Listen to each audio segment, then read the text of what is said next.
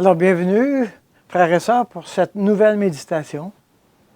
Et comme nous avons vu ensemble, le repos comporte bien des aspects et il y a bien des raisons pour lesquelles nous pouvons perdre notre repos.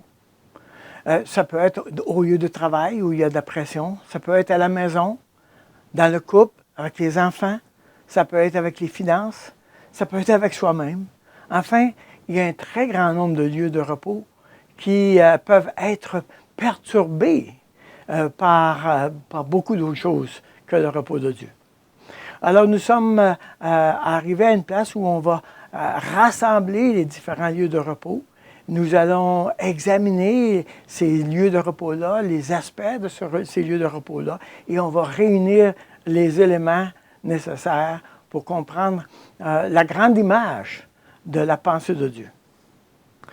Alors, juste avant de commencer cette méditation, j'aimerais ça vous laisser avec une réflexion, une question. Il y a 4 lieux de repos qui vont être mentionnés.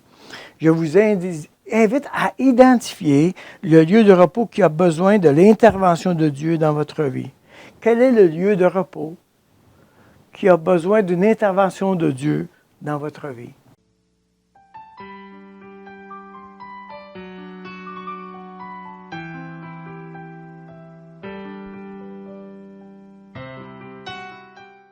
Et quand on parle de lieu de repos, on parle d'un endroit où on établit sa présence, sa demeure.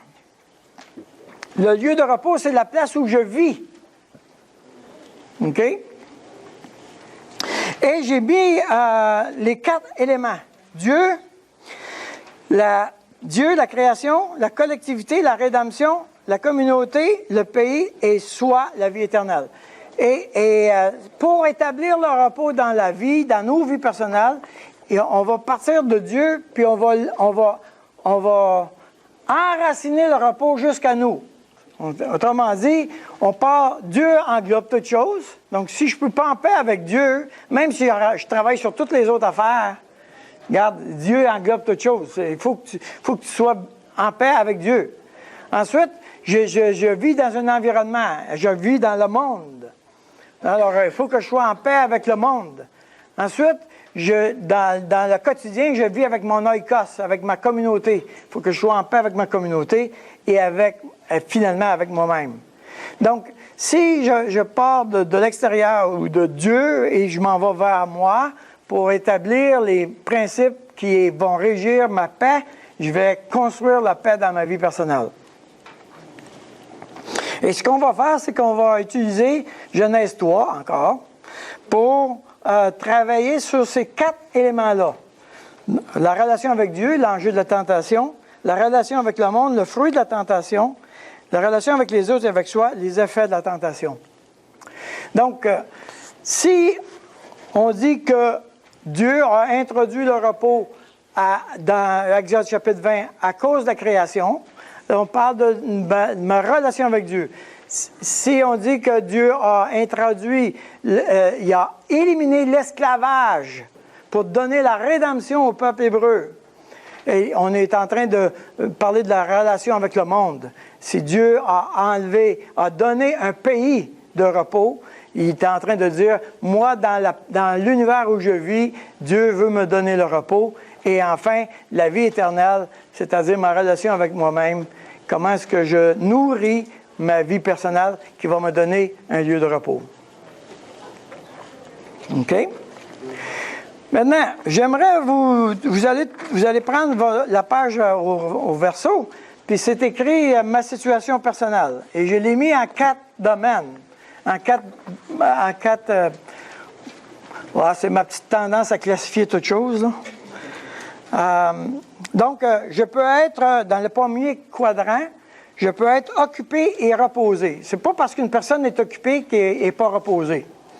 Et j'appelle ça le mot hédonisme. En général, c'est négatif, l'hédonisme, mais j'ai introduit la même notion que John Piper, l'hédonisme chrétien, c'est-à-dire de jouir de l'œuvre de Dieu et de produire dans l'œuvre de Dieu. Je peux être occupé et ne pas être reposé. Alors, je suis dans l'activisme. Je peux ne pas être occupé et être reposé. Et là, j'ai introduit la notion de la nonchalance. Ce n'est pas le repos tel que je l'ai défini, mais je laisse aller. Une espèce de nonchalance, c'est une personne qui est opportuniste. Elle profite des autres. Et je peux ne pas être occupé et ne pas être reposé. Et là, je suis dans une position de pessimisme. OK? Et j'ai donné les définitions des deux mots, le mot « occupé », créer, modifier, gérer son environnement d'une manière constructive et productive comme Dieu le ferait. Autrement dit, moi, comme représentant, je fais ce que Dieu ferait. C'est ça, être occupé. Alors, on ne parle pas d'être occupé dans le sens qu'il me manque du temps, j'ai trop de travail dans mes mains, etc. Ça, c'est être, je vais dire, affairé. Là, je parle d'être occupé. Dieu a prévu qu'on travaille.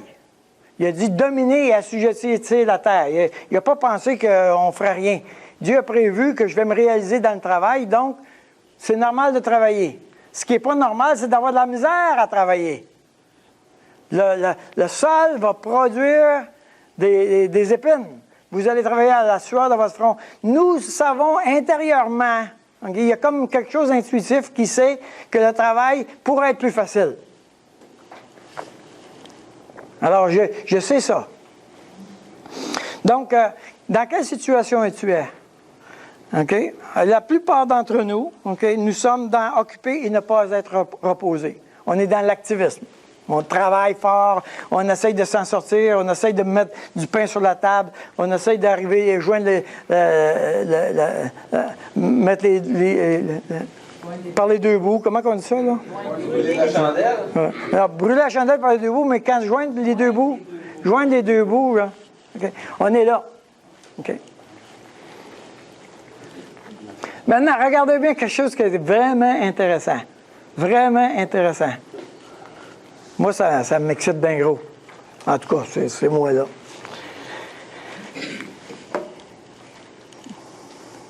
On parle de la création. Dieu a créé toutes choses, puis il s'est reposé le 7e jour. Puis il dit, vous allez travailler 6 jours, vous allez arrêter une 7e journée.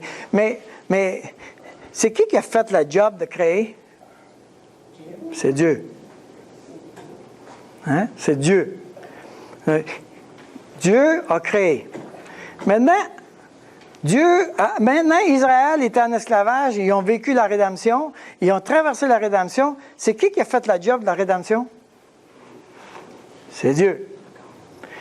Maintenant, Dieu a dit à son peuple, vous allez aller dans le désert, tout ça, mais je vous donne un pays promis. C'est qui a donné le pays? Dieu. Maintenant, Dieu a dit, vous avez de la misère à avoir une relation correcte avec moi, je veux résoudre le problème et je vous donne la vie éternelle. C'est qui l'a fait?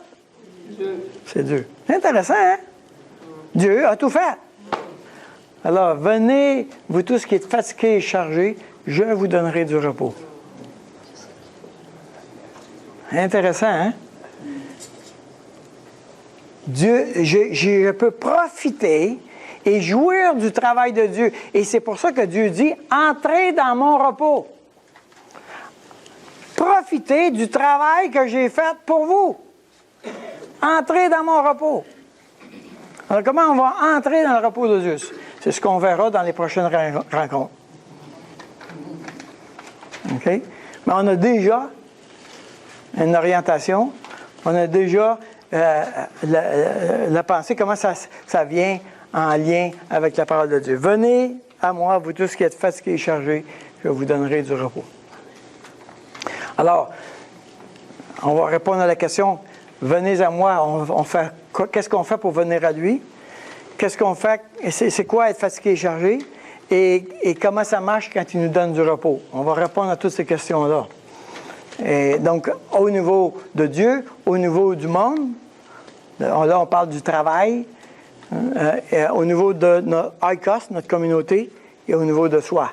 Donc, 4 éléments, 4 niveaux où il faut introduire le repos de Dieu.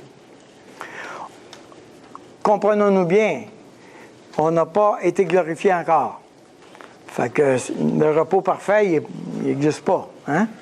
Tu n'as pas personne de zen là, Actuellement, on est en train de se battre avec la malédiction du péché. Mais il y a une manière de quand même commencer à jouir du repos de Dieu. Ça va? Alors, comme nous avons vu, il y a bien des lieux de repos, n'est-ce pas? Et il y a bien des domaines où on pourrait ne pas avoir le repos. Il y a des lieux pour lesquels c'est très important d'avoir un repos dans ce lieu-là. Et nous sommes invités à identifier ces lieux-là.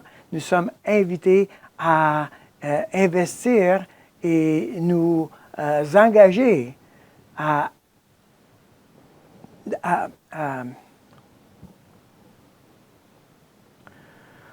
Alors, comme nous avons vu, il y a plusieurs lieux de repos. Il y a plusieurs lieux de repos où on peut perdre le repos. Et ça, c'est très sérieux, n'est-ce pas? Alors, nous voulons apprendre ensemble comment faire les choses. Nous voulons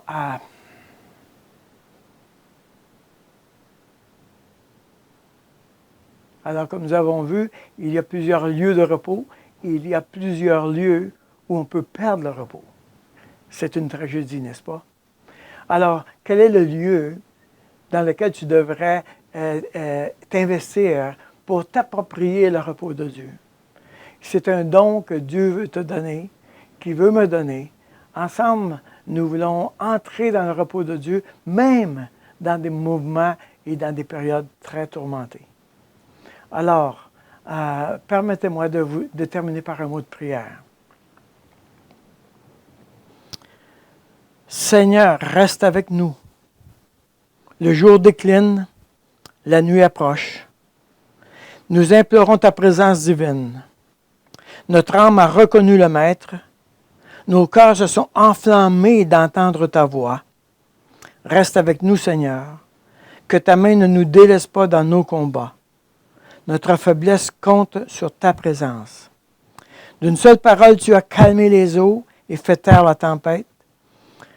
Nous espérons, Seigneur, que tu nous guideras vers le repos que tu nous offres et nous savons que ta présence calmera nos craintes.